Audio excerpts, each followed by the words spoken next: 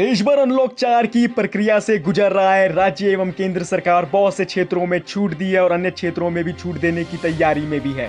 लेकिन इन सबके बीच उत्तराखंड में गांव ऐसा भी है जहां पर ग्रामीणों ने अभी तक पूरे गांव में लॉकडाउन लगाया हुआ है। जी हां, हम बात कर रहे हैं चमोली जिले में स्थित एक छोटा सा गांव माणा, जहां पर आज भी लॉकडाउन चालू है, जिस कारण गांव अभी भी कोरोना मुक्त हो रखा है। ग्रामीणों की सूझबूझ और एकजुटता का परिणाम है कि माणा में अभी तक कोरोना वायरस का एक भी मामला सामने नहीं आया है। बता दें कि माणा गांव बद्रीनाथ धाम से कुल 3 किलोमीटर की दूरी पर स्थित है। इस गांव के अंदर बाहर के लोगों की आवाजाही पूरी तरीके से बंद है।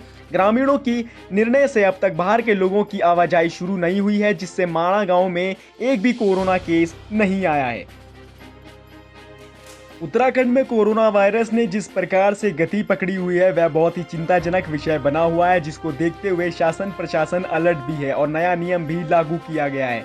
जी हां, अन्य प्रदेशों से देहरादून आ रहे लोगों को अनिवार्य रूप से अब करवाना होगा कोविड-19 टेस्ट।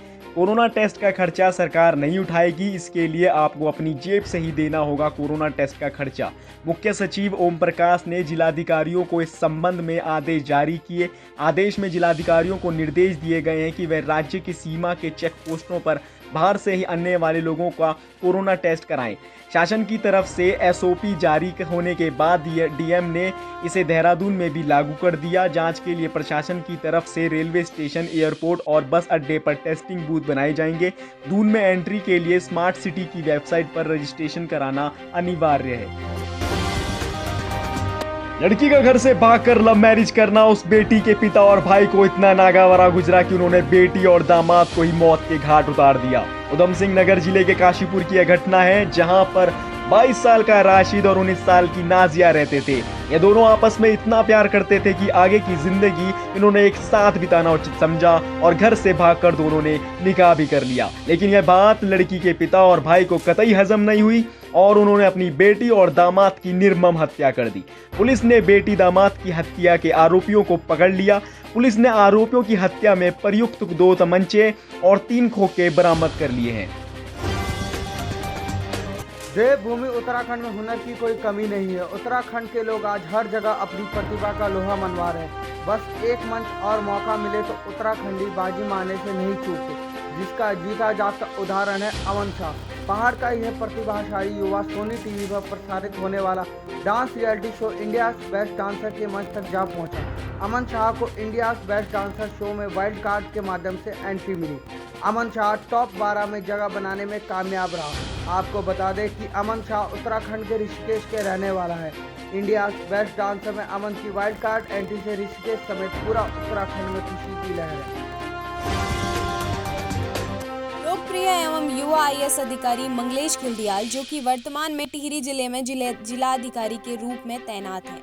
मंगलेश खिल्डियाल के कार्यों से प्रभावित होते हुए उन्हें पीएमओ में अंडर सेक्रेटरी नियुक्त किया गया है। आपको बता दें कि जिलाधिकारी मंगलेश खिल्डियाल को 4 साल के लिए प्रधानमंत्री कार्यालय में अंडर सेक्रेटरी के पद पर नई जिम्मेदारी मिली है।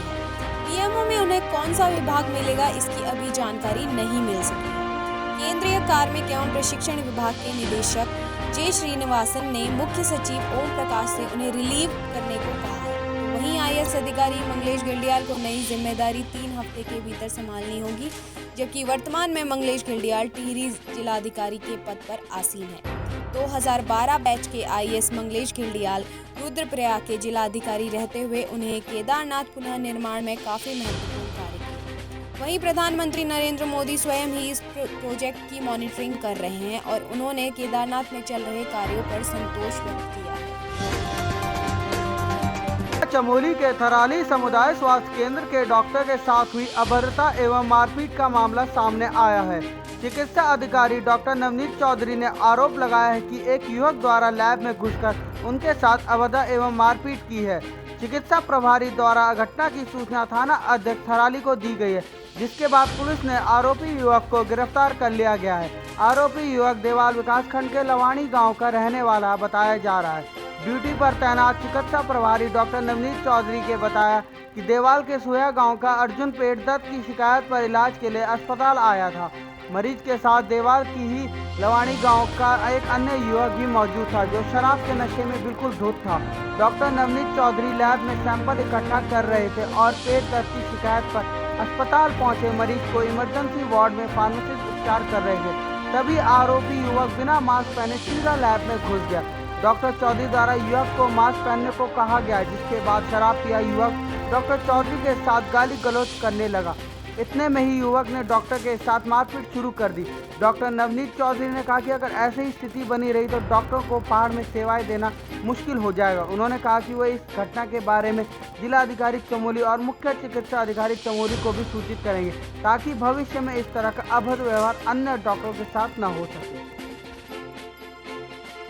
कोरोना संक्रमित मरीजों को इलाज के लिए कोरोना केयर सेंटर में भर्ती किया जा रहा है, जहां पर इलाज के साथ साथ सरकार द्वारा मरीजों की सुख सुविधाओं का भी ध्यान रखा जाता है। तो वहीं कोरोना सेंटरों की स्थिति पर मरीजों का किस प्रकार से ध्यान रखा जा रहा है, इसकी पोल तब खुलती है जब वहां पर निरीक्षण के लिए अधिकारी पहुंचते हैं। टिहरी के सुरसिंगधार कोविड सेंटर में भी ऐसा ही हुआ। जब टिहरी जिलाधिकारी मंगलेश घिल्डियाल व्यवस्थाओं का जायजा लेने के लिए कोरोना केयर सेंटर पहुंचे, वहां पर उन्होंने देखा कि कोरोना मरीजों को हेल्दी खाने की जगह छोले भटूरे खिलाए जा रहे थे। साफ सफाई के पूरे इंतजाम होने के बावजूद कोरोना मरीजों द्वारा खाए जाने के अवशेष हॉस्टल गैलरी में फेंके जा रहे थे। कोविड केयर सेंटर में चल रहे इन हालातों को देख डीएम मंगलेश घिल्डियाल बिफर पड़े। उन्होंने कैंटीन संचालक को कड़ी फटकार लगाई। डीएम मंगलेश घिल्डियाल ने मरीजों के खाने का मेन्यू देखा। स्वास्थ्य विभाग के मेन्यू में छोले भटूरे शामिल नहीं थे, जिस पर डीएम ने कैंटीन संचालक को कड़ी फटकार लगाई। उसका 1 दिन का वेतन काटने